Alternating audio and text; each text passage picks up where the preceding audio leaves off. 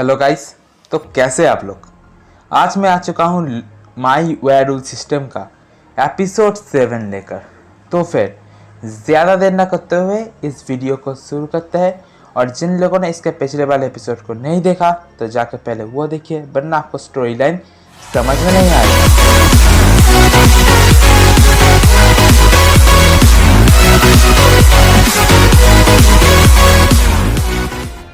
तो कहानी की शुरुआत में हम लोगों को एक बंदे को दिखाया जाता है जो किसी से फ़ोन में बात कर रहा होता है और फ़ोन में कहता है कि बॉस यहाँ पे पुलिस आ चुका है, इसी वजह से हम लोग को हमारा इन्वेस्टिगेशन बंद करना होगा।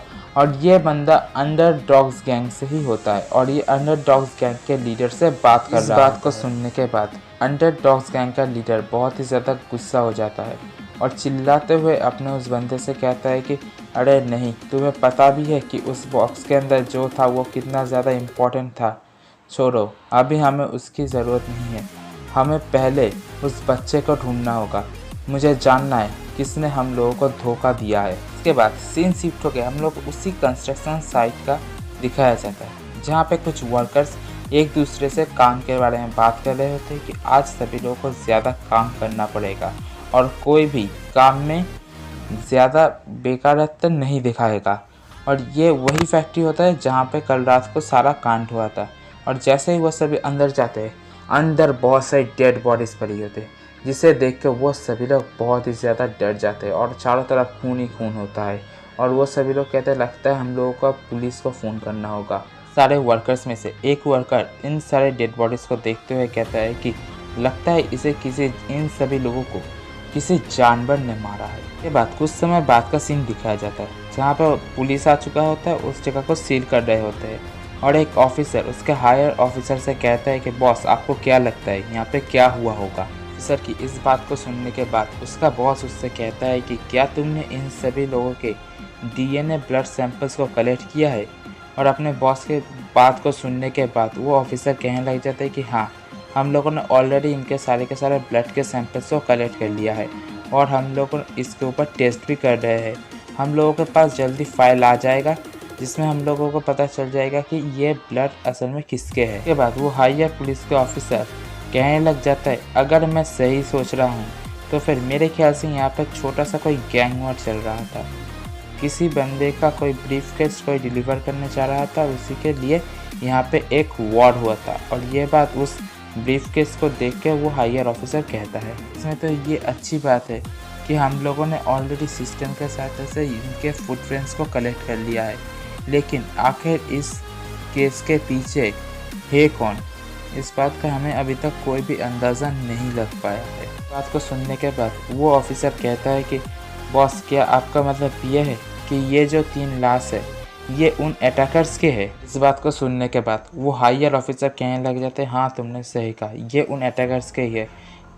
असल में जो लोग ट्रैवलर्स होते हैं वो लोग अकेले जाते हैं और अकेले ही उन सारे ब्रीफकेस को डिलीवर करते हैं और वो लोग इतने ज़्यादा अच्छे और चमकदार कपड़े नहीं पहनते, उनमें से ज़्यादातर बच्चे और बूढ़े ही होते हैं।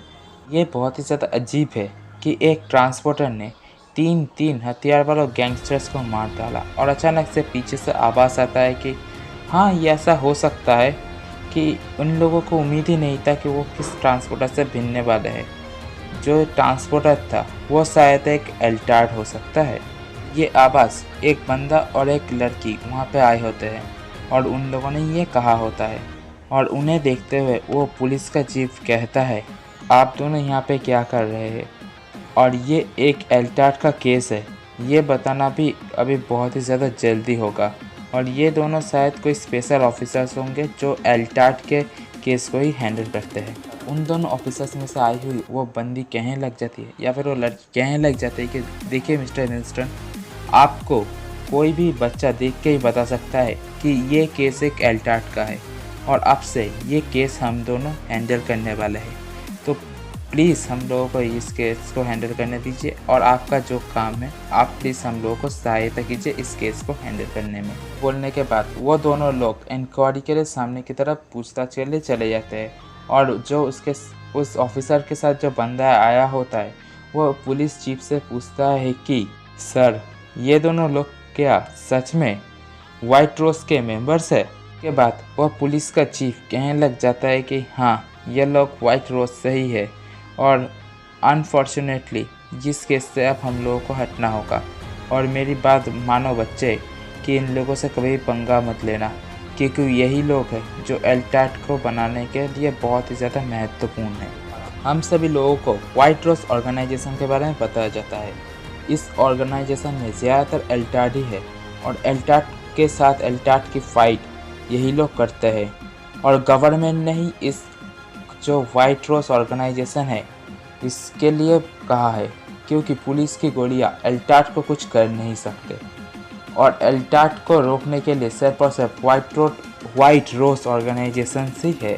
सीन शिफ्ट होता है और हम लोगों को सुबह का सीन दिखाया जाता है, जिसमें घड़ी में सुबह के 6 बजे होते हैं और गैरी अभी अभी नींद से जागा होता है और अपने मन में सोचता है मेरा सिर बहुत ही ज़्यादा दर्द कर रहा है और मुझे बहुत ही ज़्यादा नींद भी आ रहा है। मुझे जल्द से जल्द कुछ सोचना होगा जिससे कि वो अंडरडॉग्स गैंग के लोग कभी भी मेरे इस घर को ढूंढ ना पाए।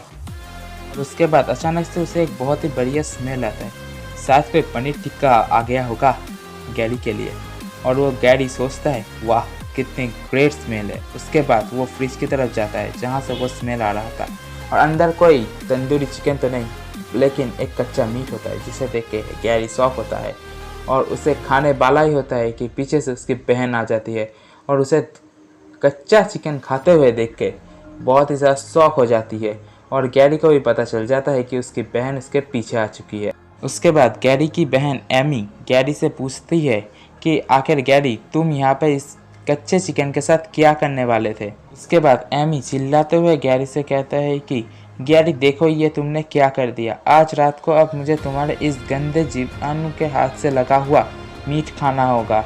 और क्या तुमने अपने हाथ को धोया है? जल्दी जाके अपने हाथों को धो, तुम्हारे हाथ में खून लगा हुआ है। एमी गैरी से कहती है कि तुम्हें पता है मॉम कितनी ज़्यादा सेविंग करती है जिससे कि हम लोग इतना अच्छा खाना खा सके और आज रात को हमें इतना अच्छा खाना मिलने वाला है। बात वहाँ पर गैरी की मॉम भी आ जाती है और आने के बाद एमी से कहते हैं कि आखिर इतने सुबह सुबह तुम लोग आपस में झगड़ा क्यों कर रहे हो। और अपनी मॉम को देखने के बाद एमी गैरी की तरफ हाथ करते हुए कहते हैं कि मॉम आपको पता है गैरी अभी अभी उस स्टिक को खाने ही वाला था।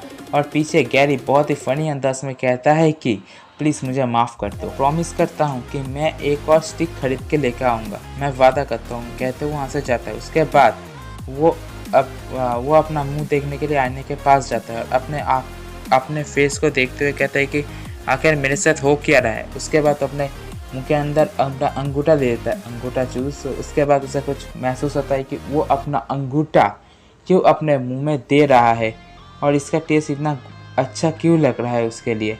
उसके बाद गैरी सोच रहा होता है कि ज़्यादा ही सोच रहा हूँ, सब कुछ ठीक है। उसके बाद उसके लंच का वक्त दिखाया जाता है जहाँ पर वो दोनों बैठ के खाना खा रहे होते हैं। सामने टीवी चल रहा होता है और टीवी में न्यूज़ आ रहा होता है। लेटेस्ट न्यूज़ शहर के बीच में एक फैक्ट्री के अंदर 3 लोगों के लाश मिला है और पुलिस को लगता है कि ये लाश को मिलने की वजह एक छोटा सा गैंग वॉर है और इसके अंदर कुछ एल्टाट शामिल है। और इन 3 लाशों में से तीनों लोग ही किसी न किसी गैंग के अंदर आते हैं और जो चौथा लोग का ब्लड है वो मिला है, लेकिन उससे अभी तक पहचान नहीं गया।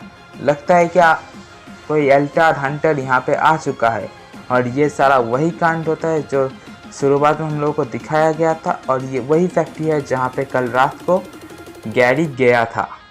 उसके बाद गैरी सोचने लग जाता है कि वाह यह बात है, अब तो मेरे पीछे पुलिस भी आ चुका है। इसे कहते हैं बात, वाह भाई वाह, जिंदगी ही झंड है। और अब तो पुलिस वालों ने मेरे सिर के ऊपर इनाम भी रख दिया है, वाह अब मैं क्या करूँ। अंडरडॉग्स गैंग और दूसरी तरफ पुलिस।